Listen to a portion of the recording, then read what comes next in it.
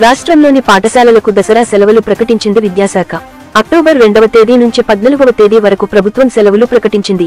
దీంతో అక్టోబర్ 15వ తేదీన పాఠశాలలు తిరిగి ప్రారంభం కానున్నాయి.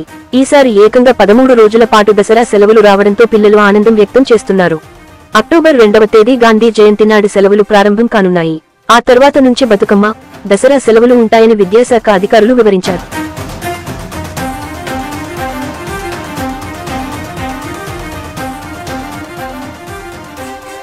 రాష్ట్రంలోని పాఠశాలలకు దసరా సెలవులు ప్రకటించింది విద్యాశాఖ.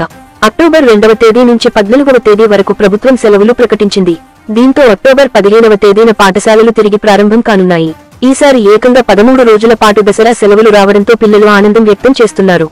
అక్టోబర్ 2వ తేదీ గాంధీ జయంతి నాడు సెలవులు ప్రారంభం కానున్నాయి. ఆ తర్వాత నుంచి బతుకమ్మ, దసరా సెలవులు ఉంటాయని విద్యాశాఖ అధికారులు వివరించారు.